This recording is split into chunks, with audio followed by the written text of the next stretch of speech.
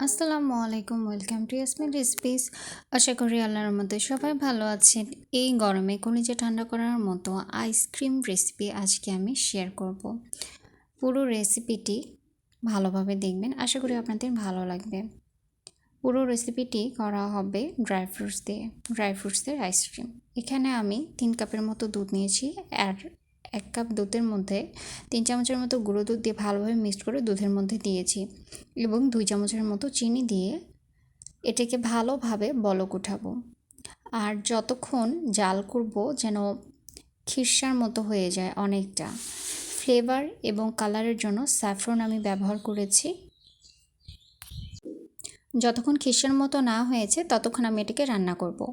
অনেকটা হয়ে গেছে, এখন আমি এটাকে ঠান্ডা করার জন্য একপাশে রেখে দিব। হুইপড ক্রিম নিয়েছি এখানে 1 কাপের মতো।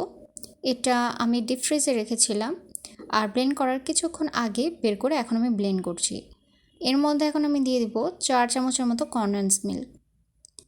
চিনিটা ব্যালেন্স করে দেবেন, না হলে ভালো লাগবে না, যেহেতু দুধের ভিতরে চিনি দেওয়া আছে। আবার এখন কনডেন্স মিল্ক ইউজ করছি, অতিরিক্ত চিনি হইলে ভালো লাগবে না খেতে।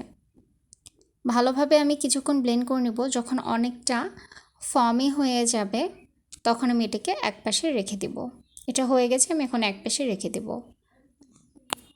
কাজু বাদাম, পেস্তা বাদাম, কাঠবাদাম একদম স্লাইস করে খুব সুন্দরভাবে কেটে নিয়েছি, এবং নিয়েছি খেজুর, কিশমিশ। সব কিছু এই খিসাটার সাথে মিক্সড করে তারপর আমি এই হুইপ ক্রিমের মধ্যে দিয়ে ভালোভাবে মিক্সড করে নেব।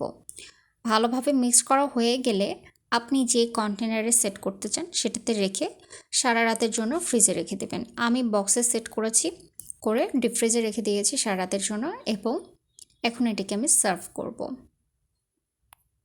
গরমের দিনে এমন মজাদার আইসক্রিম খেতে কার কার ভালো লাগে অবশ্যই কমেন্টে জানাবেন।